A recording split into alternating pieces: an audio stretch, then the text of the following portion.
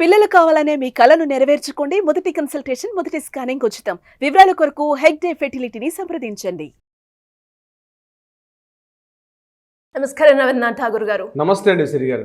Sir, మనం చూస్తున్నాం గత కొన్ని రోజులుగా పుష్ప 2 తొక్కిసలాటలో సంధ్య థియేటర్లో జరిగిన ఇన్సిడెంట్ ఏదైతే ఉందో చర్చనీయాంశంగా మారినన్న విషయం మనందరికీ కూడా తెలిసిందే.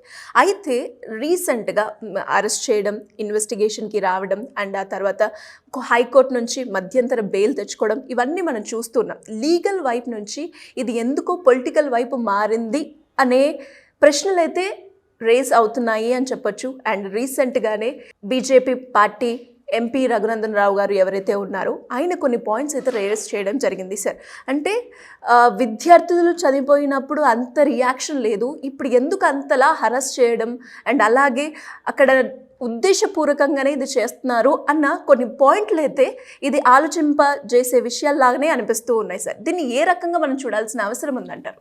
ప్రధానంగా సిరి గారు, ఈ టాపిక్ ఏదైతే సంధ్యా థియేటర్లో డిసెంబర్ 4వ తేదీ జరిగిన ఏదైతే దుర్ఘటన ఉందో దీనికి సంబంధించి ఇది కంప్లీట్గా 4వ తేదీ సంధ్యా థియేటర్లో ఈ సంఘటన జరిగింది. 4వ తారీఖు నాడే బెనిఫిట్ షో వేశారు, ప్రీమియర్ షో వేశారు. సాయంత్రం 9:45 నుంచి 12 గంటల మధ్యలో ఈ సంఘటన జరిగింది. సంఘటన జరిగిన తర్వాత డిసెంబర్ 5 సాయంత్రం అరౌండ్ 5:36 ఆ టైం అనుకుంటాను ఎఫ్ఐఆర్ నమోదైంది వీళ్ళ మీద.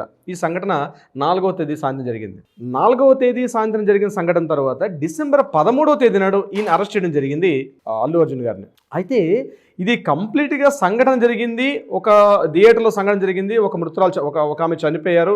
వాళ్ళ అబ్బాయి ఈరోజు అపస్మారక స్థితిలో, ప్రాణాపాయ స్థితిలో ఉండడం జరిగింది. అయితే ఇక్కడ పాయింట్ ఎట్లా డివేట్ అవుతుందంటే ఇది కంప్లీట్గా న్యాయ పరిధిలో ఉన్నటువంటి అంశం. ఇది డిసెంబర్ 13వ తారీఖు నాడు అల్లు అర్జున్ గారిని అరెస్ట్ చేయడం, డిసెంబర్ 13 రోజు నాడు ఇమీడియట్గా వీళ్ళు ఆయన్ని మార్నింగ్ 9:30-10 గంటలకి ఈయన ఇంటికి వెళ్ళి డిసెంబర్ 13 అరెస్ట్ చేయడం. అరెస్ట్ చేసిన తర్వాత ఆయన్ని ఇమీడియట్గా గాంధీ హాస్పిటల్కి మెడికల్ చెకప్కు పంపించారు.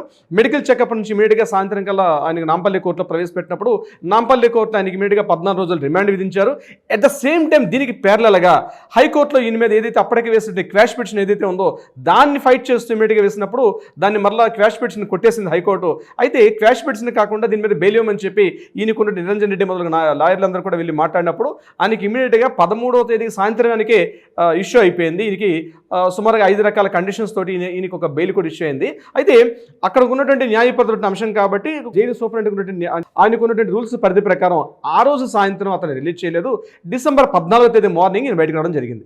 ఇది యాక్చువల్గా న్యాయ పరిధి, లీగల్గా కోర్టు పరిధిలో, అదేవిధంగా లా అండ్ ఆర్డర్, జ్యుడిషియరీ రెండు ఒక సెగ్మెంట్ తీసుకుంటే ఇక్కడ ఉన్నటువంటి అంశం. అయితే ఈ ఇష్యూ లీగల్ పరిధిలో ఉండేటప్పుడు అల్లు అర్జున్ గారు బెయిల్ మీద విడుదలయ్యారు. బెయిల్ మీద విడుదలైన తర్వాత సామరస్యపూర్వకంగానే ఉంది. దీనిని అసెంబ్లీలో ఎప్పుడైతే రేవంత్ రెడ్డి గారు, ముఖ్యమంత్రి స్థాయిలో రేవంత్ రెడ్డి గారు అసదుద్దీన్ ఓవైసీ అడిగినటువంటి ప్రశ్నోత్తరాల సమయంలో ఆయన అడిగిన ప్రశ్నకు సమాధానం చెప్తూ, ఆయన రేవంత్ రెడ్డి గారు ఎప్పుడైతే సమాధానాన్ని చెప్తూ 1 గంట పాటు అసెంబ్లీ యొక్క సమయాన్ని దుర్వినియోగపరుస్తూ 1 గంట పాటు పుష్ప సినిమా ఏం జరిగింది అని ఆయన అక్కడ విశ్లేషించిన తర్వాత దానికి కౌంటర్ పాయింట్ ఇమీడియట్గా అదే రోజు సాయంత్రం 8 గంటల ప్రాంతంలో డిసెంబర్ 21 అనుకుంటా, ఐ థింక్ ఎగ్జాక్ట్లీ గుర్తులేదు, డిసెంబర్ 21 సాయంత్రం నాడు ఇమీడియట్గా మనకి అల్లు అర్జున్ గారు ప్రెస్ మీట్ పెట్టి రేవంత్ రెడ్డి గారి పేరు చెప్పకుండానే మొత్తం కౌంటర్ పాయింట్ వేశారు. ఇది ఎప్పుడైతే రేవంత్ రెడ్డి గారు అసెంబ్లీలో ప్రస్తావించిన తరువాత ఇది పొలిటికల్ వైపు టర్న్ చేయడం జరిగింది. అంటే న్యాయ పరిధిలో ఉన్నటువంటి అంశం ఏదైతే ఉందో ఇది ఇమీడియట్గా ఏం జరిగిందంటే ఇమీడియట్గా రాజకీయ రంగును పులుముకుంది. సో అక్కడ నుంచి ఏం చేశారు, ఎప్పుడైతే ఈ కౌంటర్ పాయింట్ ఎన్కౌంటర్ చేసుకోవడం ఈ విషయంతో ఇక ప్రతి ఒక్కరు చర్చించుకోవడం మొదలు పెట్టారు ఈ విషయం మీద. ఈలోగా ఏం జరుగుతుంది, అల్లు అర్జున్ గారికి ఇంకొక 16 రోజులు మాత్రమే గడుతుంది, 15 రోజులు గడుఉంది అనుకుంటాను. ఎందుకంటే డిసెంబర్ 13 జరిగింది కాబట్టి అక్కడి నుంచి ఆయనకి 4 వారాల పాటు ఆయనకి బెయిల్ మంజూరు చేశారు. 4 వారాల బెయిల్ మంజూరు అంటే 28 డేస్ బెయిల్ మంజూరు చేశారు. అవుట్ ఆఫ్ 28 డేస్లో ఇప్పటికి ఈ రోజు నాకు తెలిసి 17 రోజులు అయిపోయింది. డిసెంబర్ 13 నుంచి ఈ రోజు మనం మాట్లాడుకుంటే 25 అంటే ఆల్మోస్ట్ 12 రోజులు అయిపోయింది. ఇంకా రిమైనింగ్ ఇంకెంత ఉంది, 15 రోజులు ఉంది. ఈ 15 రోజుల్లో కూడా మిగిలిన ఒక 3 to 4 డేస్ అనుకుంటాను హైకోర్టు హాలిడేస్ ఉంది. ఇటువంటి సమయంలో మిగిలిన టైం ఇంకెంత ఉంది, జస్ట్ ఓన్లీ 10 to 12 డేస్ మాత్రమే టైం ఉంది. అల్లు అర్జున్ గారికి ఈ బెయిల్ని రద్దుపరిచి ఈ కంటిన్యూషన్ చేయాలా, లేకపోతే మరలా ఈయన సాయంత్రం జనవరి 10వ తారీఖు సాయంత్రం 6 గంటల్లోగా ఈయన చంచల్గూడ జైలు సూపరింటెండెంట్ గారి దగ్గర ఈయన ఇమీడియట్గా సరెండర్ అవ్వాల్సిన పరిస్థితి కూడా ఉంది. అయితే దీనికి సంబంధించి ఇప్పటిదాకా ఈయన అడ్వకేట్స్ ఎవరు కూడా ఈయన హైకోర్టు మెట్లెక్కి దీని మీద మరలా దీన్ని కంటిన్యూషన్ చేయడమా లేకపోతే బెయిల్ని క్యాన్సిల్ చేయడం, బెయిల్ని మరలా పొడిగించే అవకాశం మీద ఇప్పటి వరకు పిటిషన్ పెట్టుకున్నట్టుగా నాకున్న ఇన్ఫర్మేషన్ ప్రకారం అయితే ఈ క్షణం వరకు లేదు. ఇది యాక్చువల్గా ఒక న్యాయపరులు జరుగుతున్న అంశం. ఇది వదిలేసి కంప్లీట్గా రాజకీయ రంగం అంటే ఇది కాంగ్రెస్ పార్టీ, ఇది ఒక టాపిక్. మనం ఈ పాయింట్ ఇక్కడ పెట్టగలిగితే సెకండ్ పాయింట్ ఆఫ్ ఏం జరుగుతుంది, అసెంబ్లీలో రేవంత్ రెడ్డి గారు మాట్లాడిన మాటల మీద ఇమీడియట్గా సెకండ్ పాయింట్ ఇమీడియట్గా బీజేపీ వాళ్ళు ఏం చేశారు, ఈరోజు మీరు అడిగినట్టు క్వశ్చన్ అడిగినట్టుగా రఘునందన్ రావు గారు ఎంపీ అయితే ఎవరైతే రఘునందన్ రావు ఉన్నారో ముఖ్యంగా దీనికి సంబంధించి ఆయన కౌంటర్ పాయింట్ ఇవ్వడం జరిగింది. ఏం చేశారంటే ఇది కంప్లీట్గా గురుకుల విద్యా పాఠశాలలో ఇప్పటివరకు సుమారుగా 56 మంది విద్యార్థులు పాము కాటుతో కానీ లేకపోతే కలుషిత ఆహారం తిని ఇప్పటికి 56 మంది చనిపోయారు. రాష్ట్ర ప్రభుత్వం దీన్ని పక్కదారి పట్టించే ప్రయత్నంలో భాగంగా ఈ ఇష్యూని కంప్లీట్గా డైవర్ట్ చేశారు అని చెప్పి రఘునందన్ రావు గారు ఆరోపించడం జరిగింది. అది నిజమా కాదా అన్న విషయానికి వచ్చినట్టయితే డెఫినెట్గా గడిచిన 11 నెలల పాలనలో అంటే మనకి ఎప్పుడైతే కాంగ్రెస్ అంటే కొత్త గవర్నమెంట్ బీఆర్ఎస్ గవర్నమెంట్ పడిపోయి కొత్త ఎలక్షన్స్ అయిన తర్వాత ఇప్పటికి సుమారుగా 11 నెలలు పూర్తి అయిపోయింది. సో ఈ టైం 11 మంత్స్లో ఇప్పటివరకు సుమారుగా గురుకుల విద్యా పాఠశాలలో సౌకర్యాలు లేక అక్కడ ఆహారం కలుషితం చెందింది.